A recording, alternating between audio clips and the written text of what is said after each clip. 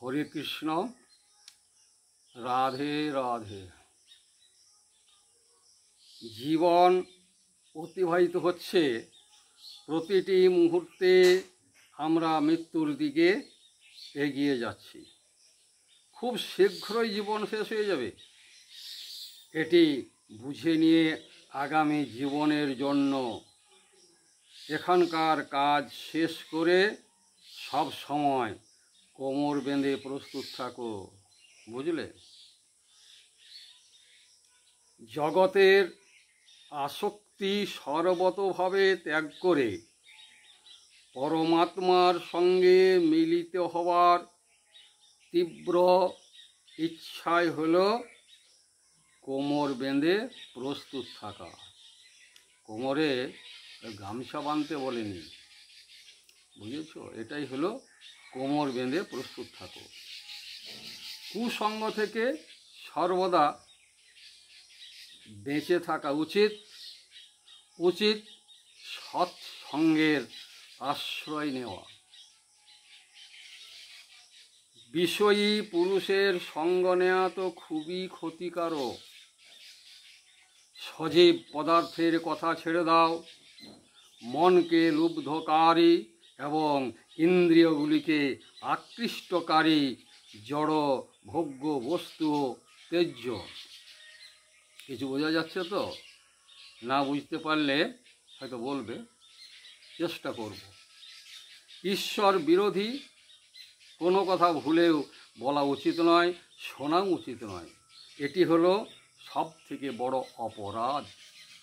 এটি ভজনের হলো তোমার বিরোধী। মন থেকে রাগ দ্বেষ দূর করে অনাসক্তভাবে ইন্দ্রিয়ের দ্বারা বিষয়ের সেবন করা উচিত। বলছে রাগ দ্বেষ দূর করে অনাসক্তভাবে ইন্দ্রিয়ের দ্বারা বিষয়ের সেবা করা উচিত। রাগ দ্বেষ যুক্ত হয়ে ইন্দ্রিয়ের দাস হয়ে তা করা উচিত নয়।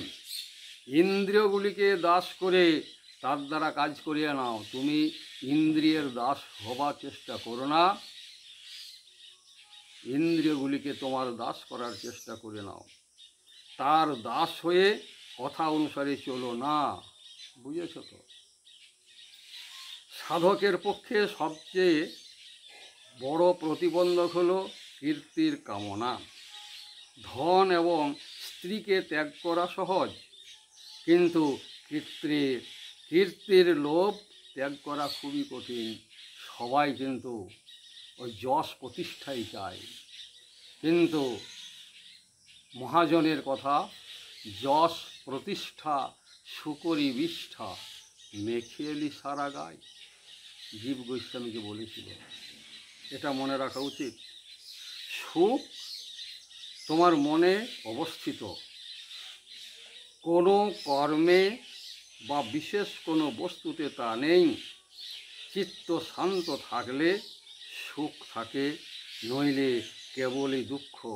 চিত্তের শান্তির জন্য জগতের কামনাগুলিকে ত্যাগ করা প্রয়োজন, বুঝেছ? যে কোনো কাজই করো না কেন ভগবানের সেবা মনে করে তার জন্যই সেগুলি করো। দয়া নিধান প্রভু তোমার উপর অপার কৃপা জেনে নাও।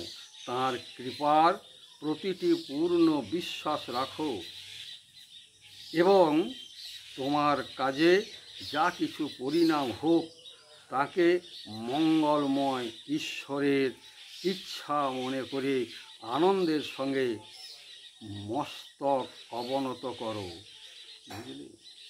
এটাই হলো সার কথা। এই কথা মেনে চললে তবেই না আমাদের মানব জন্মের সার্থকতা। আজ এখানে, ঠিক আছে? আবার দেখা হবে। সবাই ভালো থাকো এবং সকলকে ভালো রাখো।